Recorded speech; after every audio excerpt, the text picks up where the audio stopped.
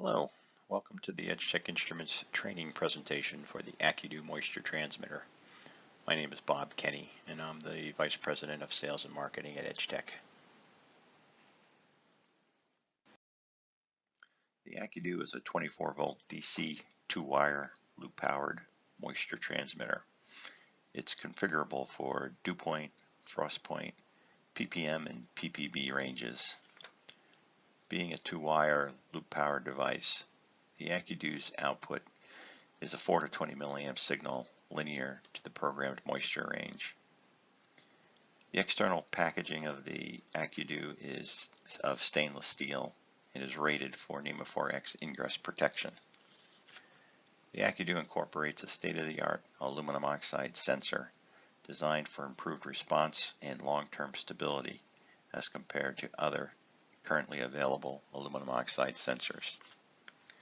The unique design of the sensor also facilitates the Edgetech FSV feature, which stands for Field Span Verification, the ability to adjust the span of the AcuDew in the field.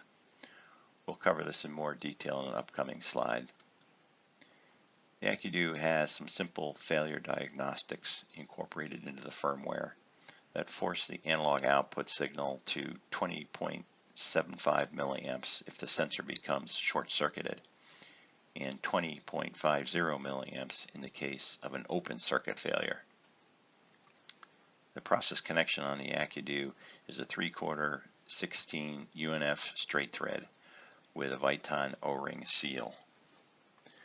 The transmitter comes standard with a 6-foot connecting cable, and longer lengths are also available. As with all aluminum oxide moisture sensors, recalibration is required, normally recommended to be done annually. The calibration of the aluminum oxide sensor generally takes 1 week, and with shipping and processing, the time required to remove the transmitter, have it recalibrated, returned, and reinstalled normally takes weeks. To improve that situation and reduce downtime, Edgetech Instruments offers a transmitter trade-in program, or TTI program, that provides for a replacement AcuDew to be shipped to the customer before their current transmitter is removed. That allows for the immediate replacement of the AcuDew with virtually no downtime. We'll provide some additional details on the TTI program in an upcoming slide. The AcuDew, as I mentioned earlier, uses an aluminum oxide sensor. The basic construction of an aluminum oxide sensor is that of a parallel plate capacitor. The core or base level is aluminum. There is then an aluminum oxide layer formed on top of the aluminum, and then a gold layer is vapor deposited on top of the aluminum oxide. So the parallel plate capacitor has the 2 electrodes on either side, the aluminum layer and the gold layer, and then the insulating layer in between being the aluminum oxide. Now, it functions as a moisture sensor because water molecules will permeate through the gold layer into the aluminum oxide layer. You may ask, how are they able to permeate through the gold layer? Well, the gold layer is very, very thin and very porous, and the water molecules have no issue traveling through that layer into the aluminum oxide. So the next question is, why would moisture molecules permeate into the aluminum oxide pores? Well, the driving force is water vapor pressure. The aluminum oxide sensor is basically a water vapor pressure sensor. So if you can imagine the sensor being taken from a wet environment, let's say a storeroom, and put into a dry environment, let's say a dry airline, initially the amount of water molecules in the oxide pores is quite high, meaning it has high water vapor pressure. Because it's going into a dry air environment, there's fewer water molecules in the air, meaning it has lower water vapor pressure. So the driving force is the difference in those 2 vapor pressures. So the molecules are pushed from an area of high water vapor pressure into the area of low water vapor pressure until an equilibrium is achieved.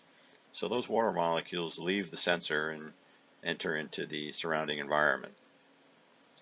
If the surrounding environment then, let's say, has an upset and it becomes wet, well, now you've got the reverse situation where you've got high water vapor pressure in the environment, low water vapor pressure in the aluminum oxide pores. So the water vapor pressure pushes the water molecules from the environment into the pores of the aluminum oxide. When the water molecules are going in and out of the aluminum oxide, searching for that equilibrium, the water molecules themselves adsorbing onto the pore walls within the aluminum oxide changes the capacitance of the sensor. So the sensor is calibrated against known moisture levels at the factory, and that's how the calibration curve for each aluminum oxide sensor is obtained. The next couple of slides define some of the performance specifications of the AcuDew. Probably most importantly, the measurement range. So the AcuDew has a broad dew/frost point capability from -120 to +20 degrees C dew/frost point. On the ppm side, the range can be from 0.001 to 20,000 parts per million by volume. One point to make here is that for a ppm range, the operating pressure of the AcuDew needs to be specified at the time the AcuDew is ordered.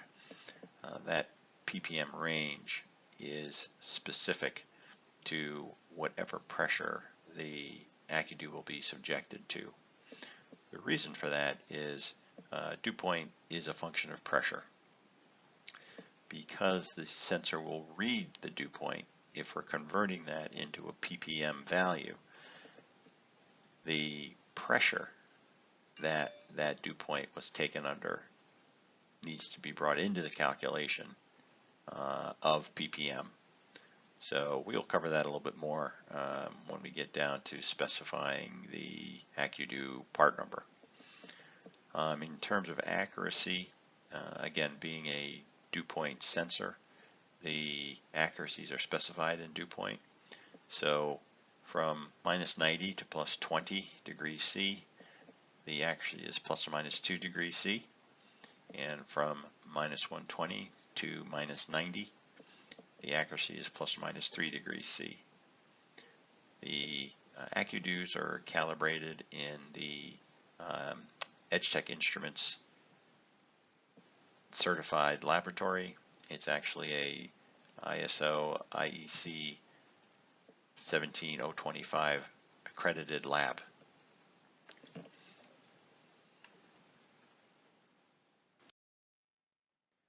The operating pressure for the AcuDew is from 7.5 millimeters of mercury vacuum to a maximum pressure of 5,000 psi G. The AcuDew has been tested with its sample cell up to an operating pressure of 5,000 psi G, and that certificate is available upon request. The operating flow specification is 4 to 10 standard cubic feet per hour, or 2 to 5 liters per minute.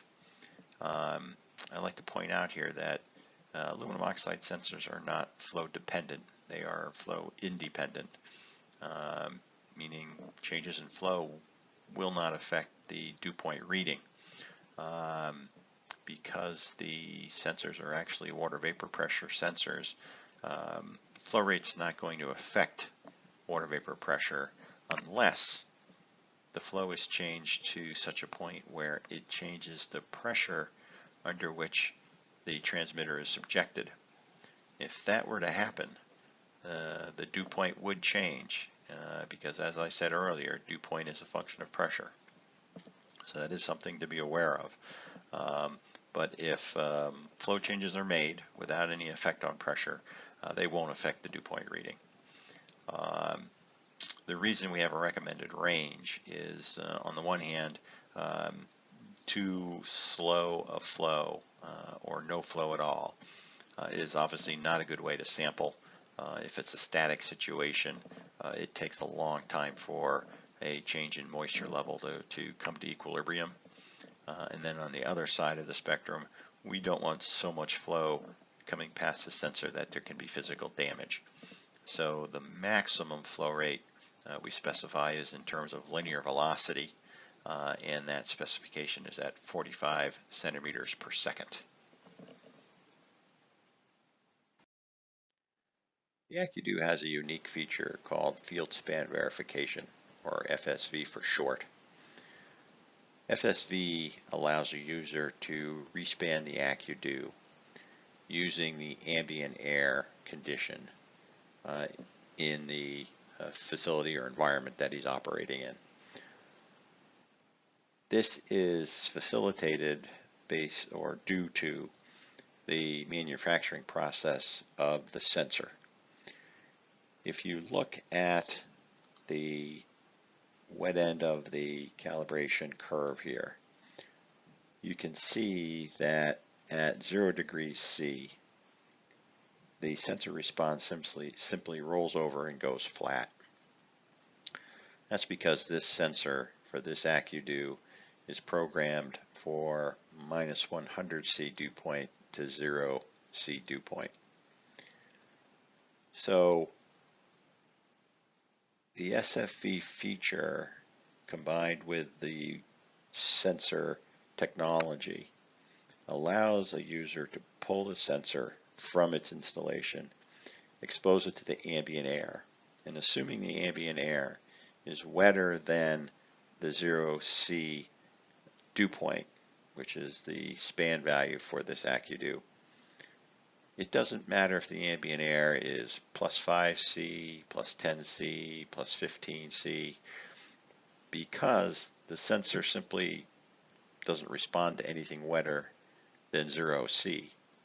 So holding it in the ambient air allows the user to use the trim pot that's on board the AcuDew to respan the AcuDew back to the 0 C dew point. And that brings the whole curve, because when you do that, you're adjusting the span, it rotates on the -100 point, and as you move that span back to the 0 C point, you're bringing that whole curve back closer to the original calibration. If you have an AcuDew that has a span value of, let's say, +20, like the standard range of -80 to +20 offered on the AcuDew has, then the FSV feature wouldn't work the same way. It would still work if you knew the ambient dew point. You could use the trim pot to dial in whatever that known ambient dew point is and accomplish the same thing.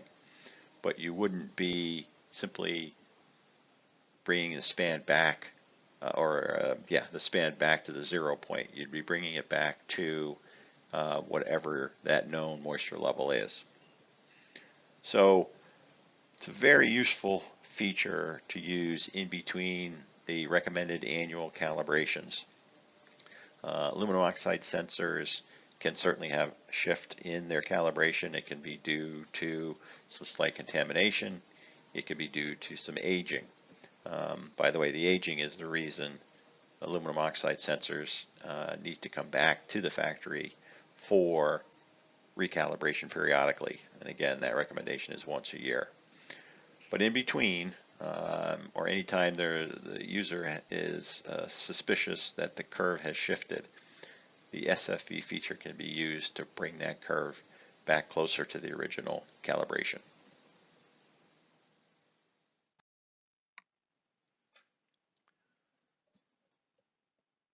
Edgetech has designed a program that we refer to as TTI, which is Transmitter Trade-In. It's a program where customers can order a replacement AcuDew prior to having to change out the AcuDew that they have currently installed. The purpose of this is to allow a customer to receive a replacement AcuDew transmitter such that he can swap it